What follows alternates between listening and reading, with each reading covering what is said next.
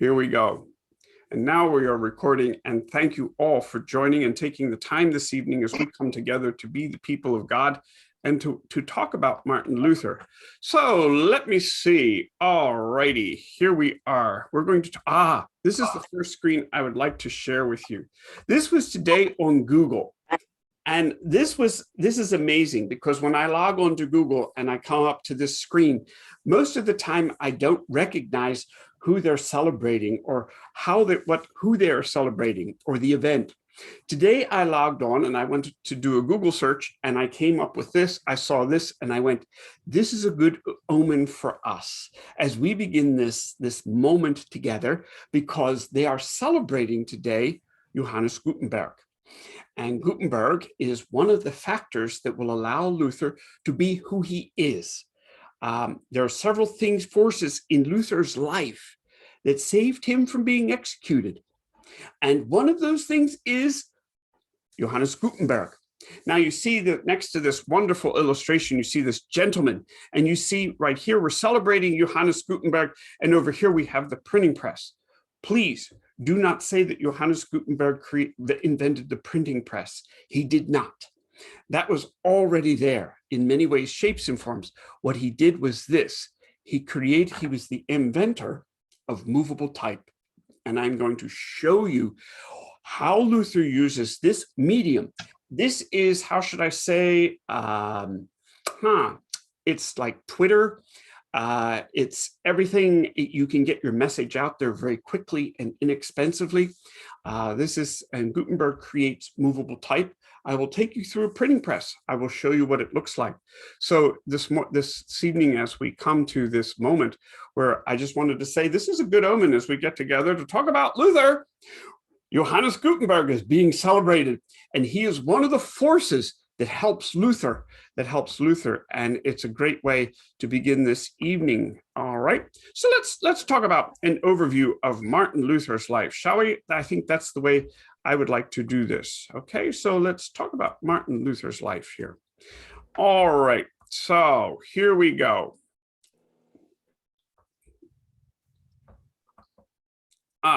This following presentation has been approved for curious audiences by an independent lab in Paoli.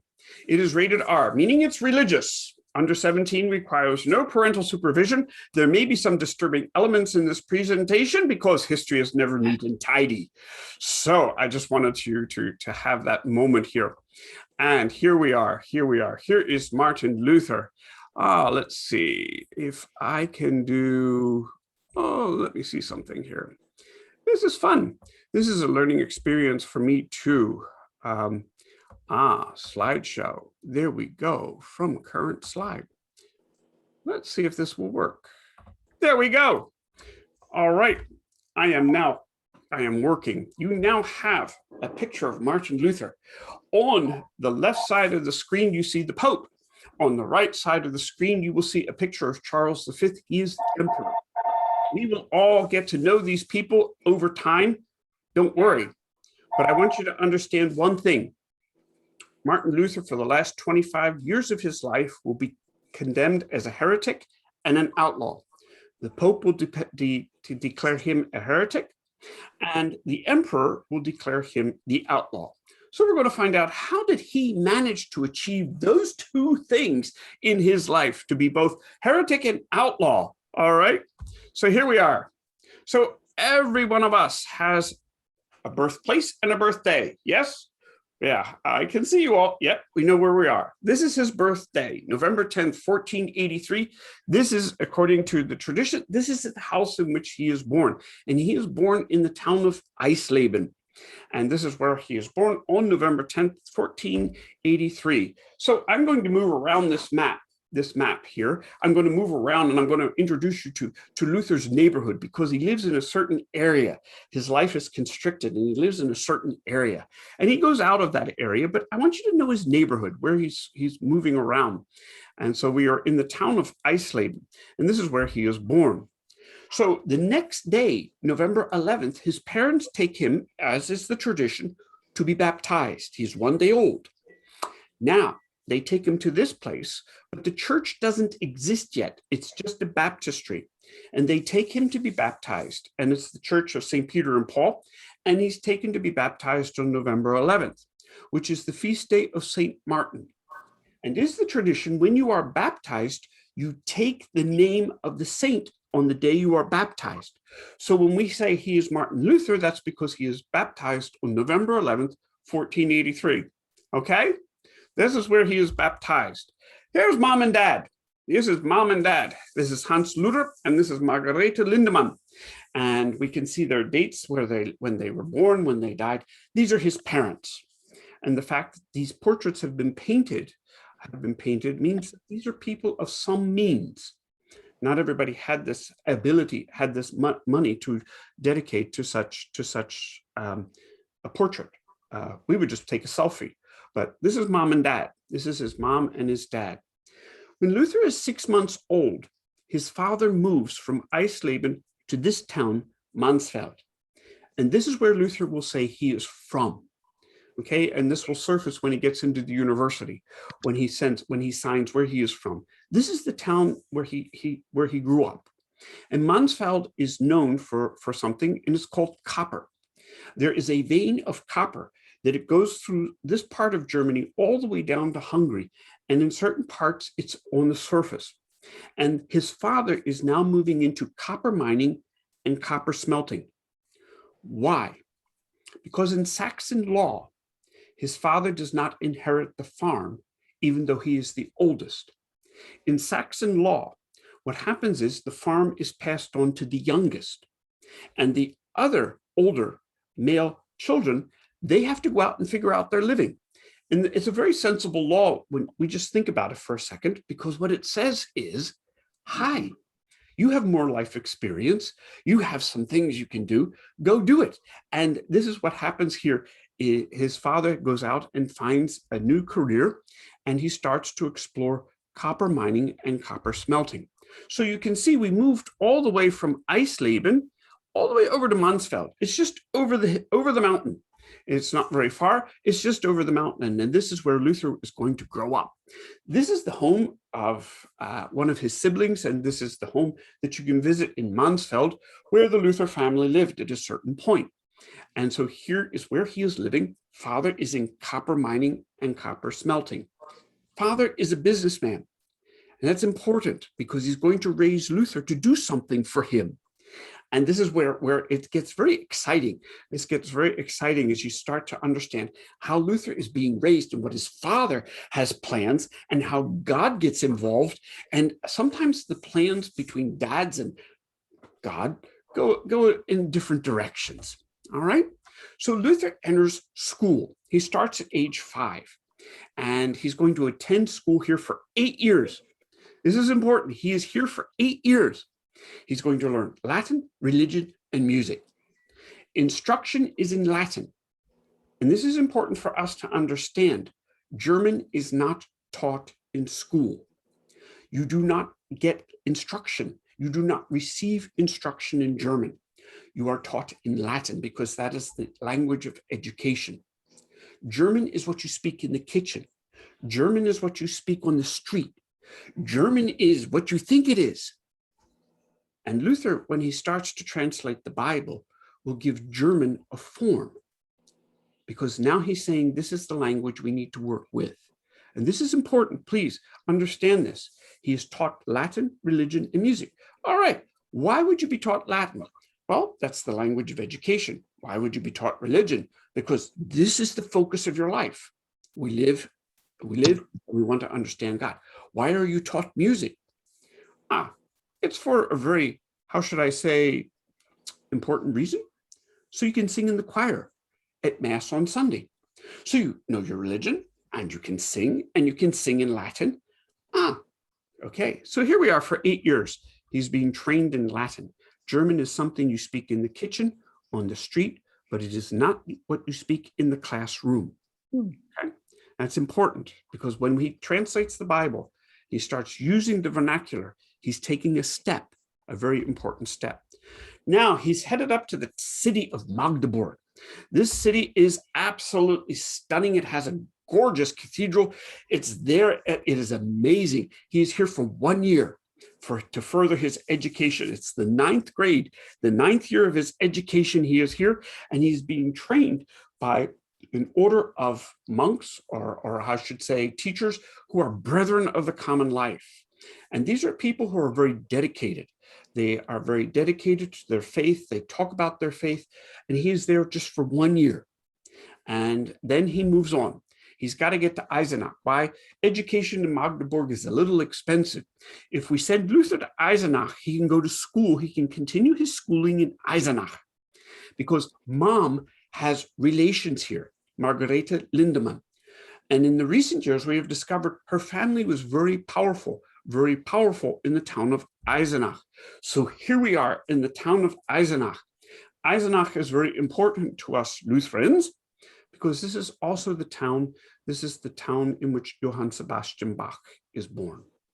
So Eisenach is sort of, say, a citadel, a place where we go. Luther was here to be educated, and then Bach is born in Eisenach, okay, in 1685, okay? And both those presences, Luther and Bach, are present in this town. This is where he lived with the Cotta family.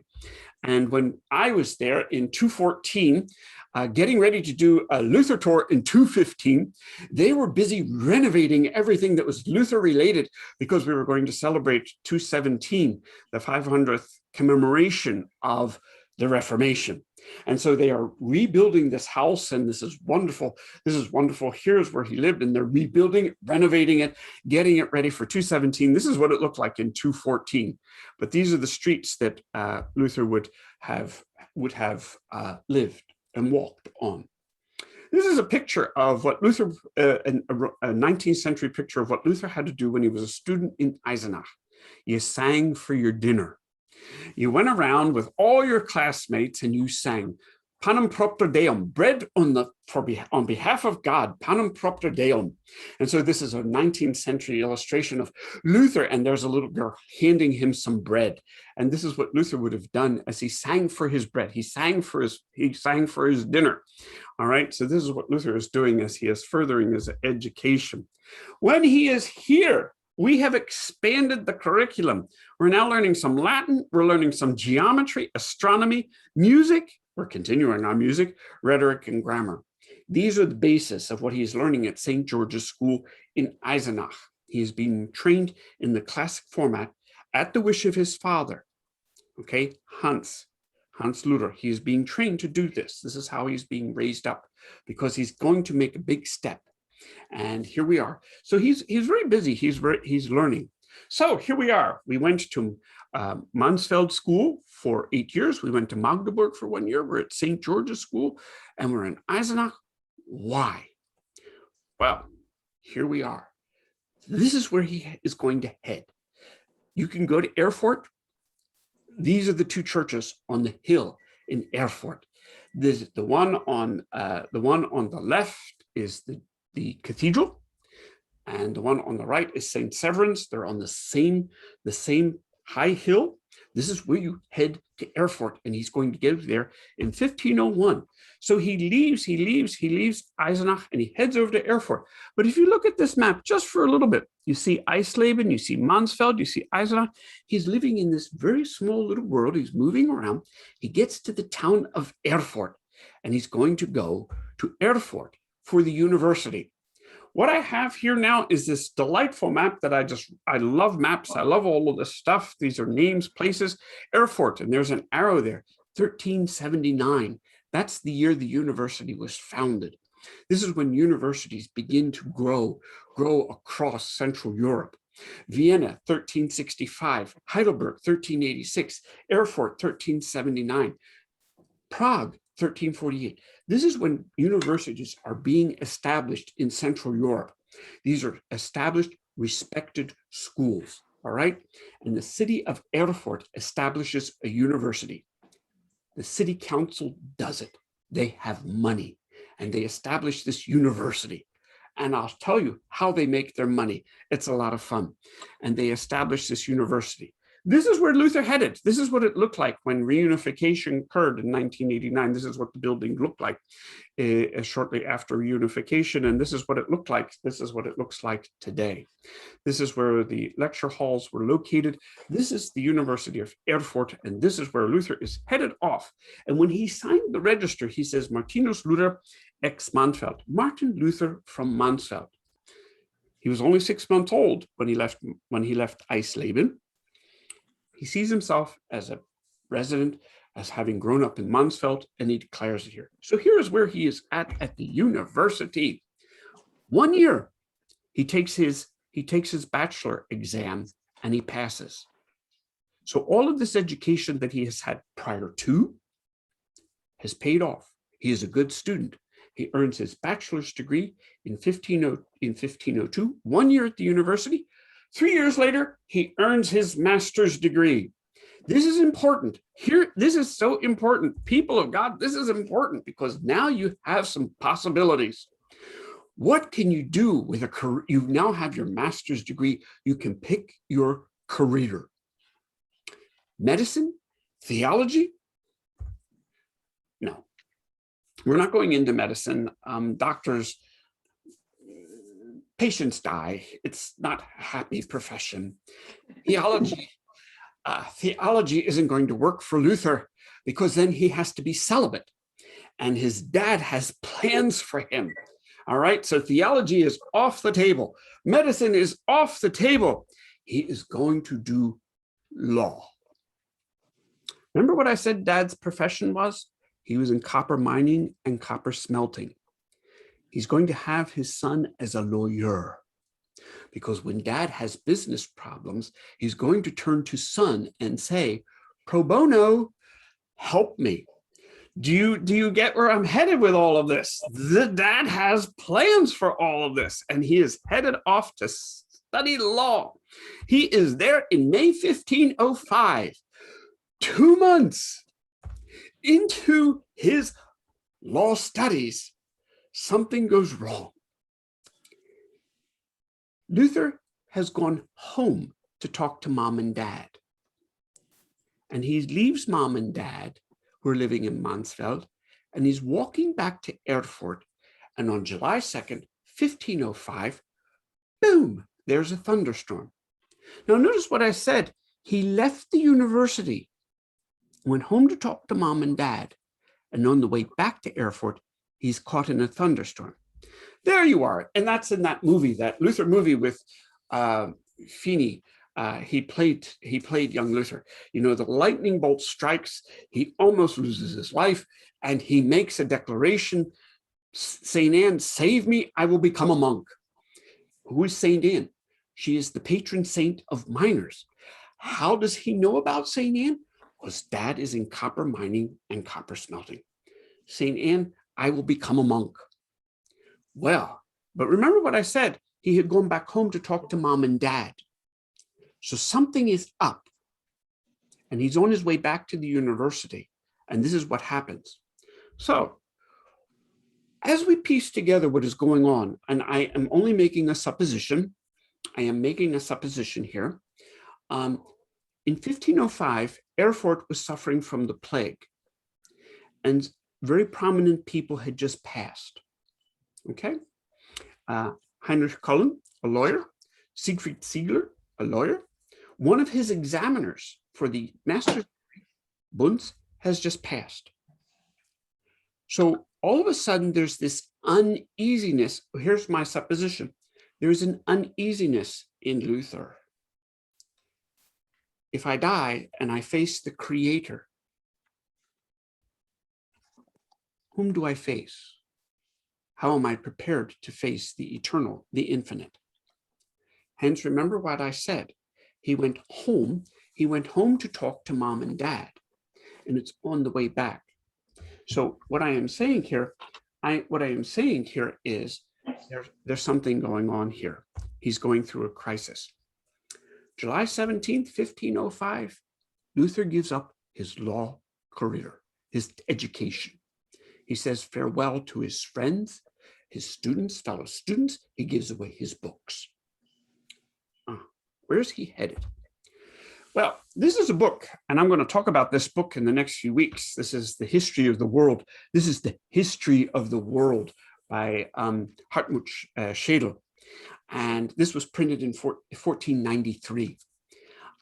This is what printing looks like in 40 years after movable type. Remember the day I said it's Gutenberg, we're celebrating Gutenberg? 40 years later, Hartmut Schädel created this book, The History of the Universe, The History of the World, and he has a woodcut of Erfurt. Look at this fantastic woodcut. This is how advanced, how quickly printing moves. This is the skyline of Erfurt, the university town where he is. I love this. So remember I told you about the cathedral in St. Severin's here on the right? Well, if you go to Hartmut Schädel, this is The History of the World or the Nuremberg Chronicle. That's one of the pictures, the woodcuts of Rome that somebody colored in. That was a common tradition. We're going to see this again with Luther Bibles. People would turn their books over to, if they had money, they would turn it over to somebody to have it colored in. It is so cool. So this is Anton Koberger. He is a publisher and he publishes this book. This book, 40 years into printing, has 1,800 woodcut illustrations. There are 645 woodcuts that have been cut out. There are 29 double-page skylines. There are 8 full-page illustrations, and there are double-page maps of the world. Luther knows this book. There's a copy of it in Wittenberg, where he's going to end up. So he knows what this looks like. So here we are. This is Hartmut Schädel. This is the town of Siena and Mantua. And if you just look at this, you're going to say, oh, it's the same cut, it's the same picture. Well, it is. He really wasn't interested in selling the book in these towns, so he didn't go to any great length, and he just used sort of the same woodcut time and time again. So if you lived in Siena and Mantua, you would go, oh, that's not us, but he really wasn't interested in selling the book there. He wanted to sell it in cities that had money. So that's one of the great moments. This is Strasbourg. This is in Alsace, right across the German border. This is their fantastic cathedral. I love this. This was the world's tallest spire for over 200 years. And this is incorporated into the history of the world by Hartmut Schädel. How do they get it in there? Boom! They move the text. They move the text around and they have the spire jutting up into the text. And then you see the term Argentina. What's going on here? This is Strasbourg. What's going on?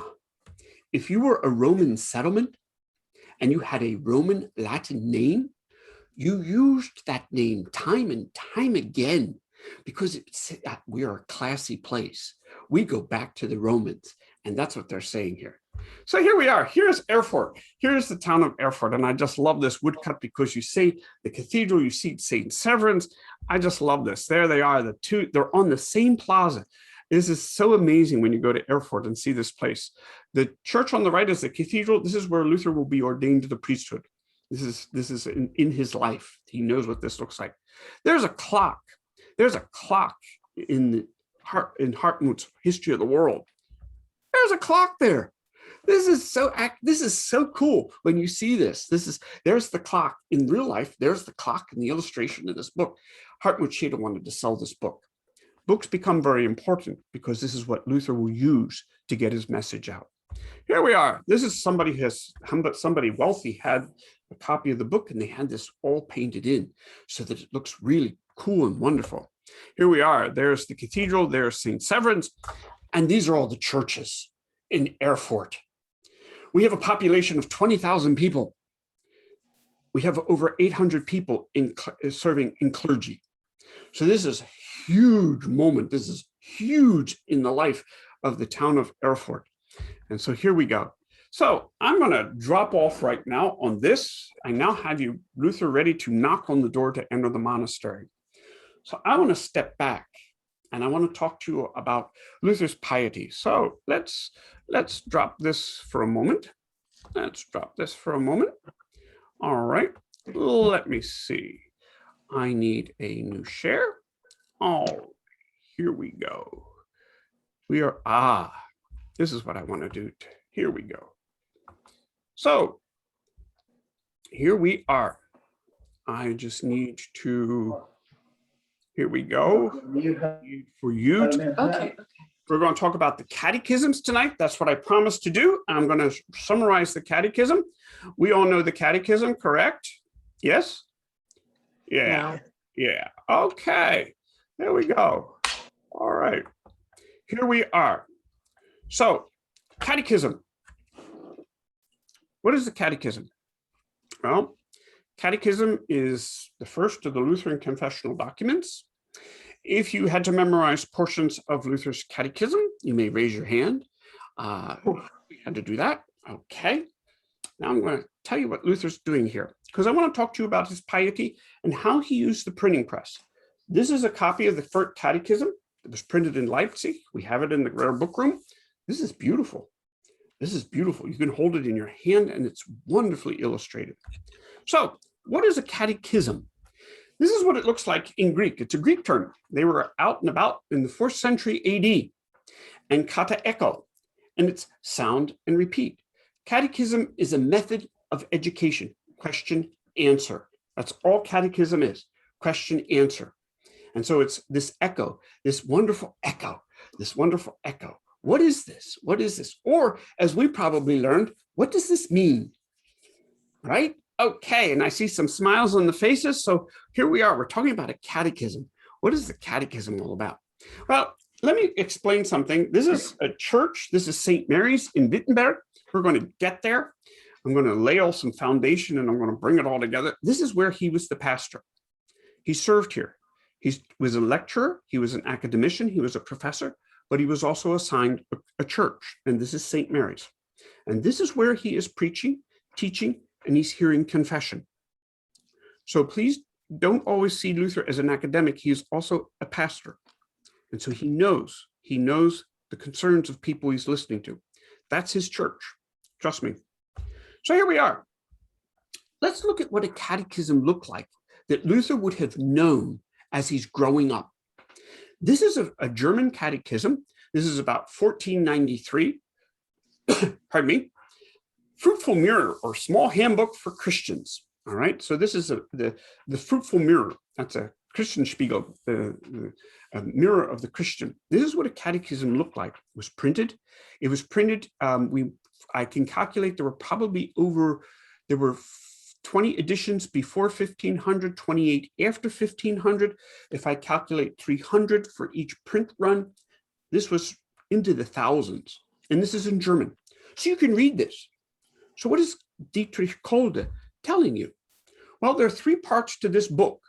And this is what lays the foundation for how Luther is going to take what he is given and transform it. And maybe we weren't taught that in confirmation, but I just want to share that with you tonight because I find it exciting. So what is part 1? What I must believe, the creed. Okay, so here I have creed. How one must live, I have the commandments. And then how to pray and die.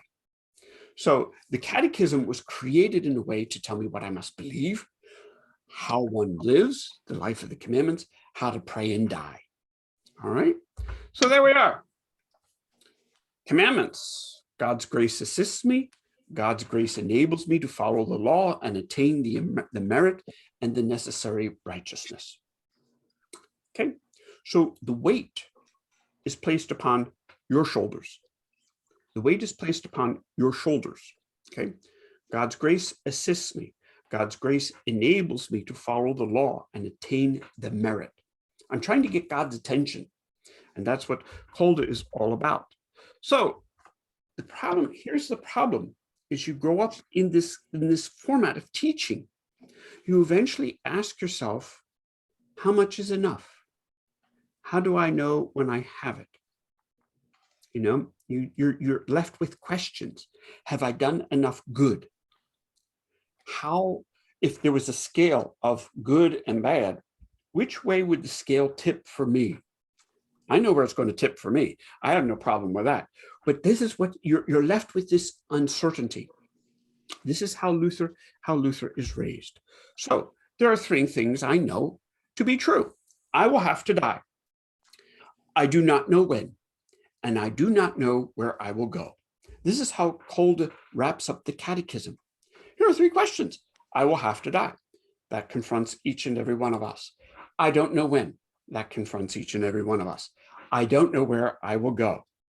Well, we Lutherans will clear some of that up, and Luther will help us. And that's where the catechism comes in. This is how he is raised. This is how he is trained. You are earning, you're earning your way.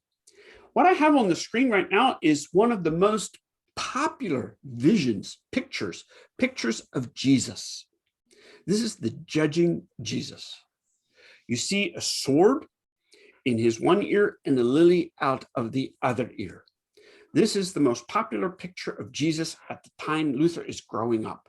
You saw it everywhere. Okay? Here you are, the judging Jesus. Those who are righteous will go to heaven and rejoice. Those who the judging Jesus decides you do not have the merit will be condemned. So this is the image of the judging Jesus. This is how we see Jesus. Where do you see this? This is the judging Jesus. Over every portal in a cathedral, you will have the judging Jesus. Yeah. And the ones on the one side are those who are blessed in heaven, and on his right side and on his left side are those who are condemned. So every time you go to church, you're reminded you can go to the good place or you could go to the not so good place. Yes? So here we are. This is the end of the history of the world. Here's the judging Jesus, the day of judgment. And those who are blessed will be called to heaven, and those who are condemned end up in the not so good place. So here we have this wonderful illustration. This is the picture of the judging Jesus. Now, Luther publishes 2 catechisms, the large and the small catechism, in 1529. He has been working for almost 10 years at this. This is not on the spur of the moment. He has worked on this. He has begun to think about creating devotional material for his parishioners. All right. And he's creating a new format. This is what makes this transforming. See the old format? You had the creed, commandments, you had some prayer, and you did some penance. In our format, in the small catechism, we have commandment, creed, Lord's Prayer, and sacraments. Luther rearranged the content for a specific purpose, to give us comfort, not to leave us with doubt. All right? So here we are. Here's the new layout. Here is the new layout. Commandments, creed, Lord's Prayer, and the sacrament, baptism, confession, Lord's Supper. So what's going on here? All right. This is the Leipzig edition of the Small Catechism. Here is this wonderful, this is such a fantastic little book to hold in your hands, to see it. I believe it was published in 1549. Each page has this architectural border. They took a lot of care in doing this. The commandments. What do the commandments tell me? The commandments reveal my sickness. This is how Luther describes this. You know, did I keep all of the commandments? Well, nope. Nope, I didn't keep all of the commandments. So it reveals my sickness, okay? Then the creed, as Luther is dealing with this, the creed introduces me not to the judging God, but to the physician. I believe in God the Father Almighty, creator of heaven and earth. I believe in Jesus Christ, his only Son, my Lord. I believe in the Holy Spirit. I am introduced by the creed into the physician who comes into my life because I am sick, and I am introduced to the physician. I believe that God created me and all that exists. Remember that explanation to the creed? We had to learn it. We're going to go back to that. The Lord's Prayer. Luther sees that as the call to the pharmacy. Our Father, who art in heaven, holy be your name. So I am introduced to my sickness, the creed, the commandments, and then he puts in the creed, which introduces me to a loving God. And then the Lord's Prayer, which comes the third part, is the call to the pharmacy. Our Father, our Father. Okay, now hallowed be your name. These are the parts, these are all of the parts of the Lord's Prayer where we call up to the physician. The sacraments are the fourth part of this, and they are the medicine. Baptism, confession, and Eucharist are the medicine that God gives us. So here is how Luther took a format, the medieval format of a catechism, question and answer. And what he did is he reorganized the content to give consolation to our souls, to ease our troubled conscience. And so I then have my sickness diagnosed in the commandments that I can't keep. I'm introduced to the physician, where I talk about the creed and who is this God. And then I am given the Lord's Prayer, which is my call to the pharmacy when I say, Our Father, who art in heaven, forgive me my trespasses as I forgive those who trespass against me. All of this is laid out. And then I talk about the sacraments. What is baptism? What is confession? What is Eucharist? This is the medicine that comes into my life. And so here we have Luther taking this structure, a medieval structure, and reformatting it, transforming it. And what I'm going to do in the next few weeks, the few weeks that we are together in this time together, as I introduce you to Luther's life, I've left him at the door. I left him at the door of the monastery in Erfurt, and we're going to pick up with that next week when we get to Erfurt. We're going to talk about that, and it's just a wonderful opportunity for us to get together and to see what Luther is doing as he lives his life, as he's raised in his piety. And then all of a sudden, he will take what he is given and he transforms it to give us comfort so that we say, I'm going to die. Yep, I know that. I don't know when. I don't know. Where am I going to go? We have the answer. We have the answer. And there is where Luther is coming into our lives in this wonderful way. So I'm going to stop the recording. Let's see here. So let's see, stop recording.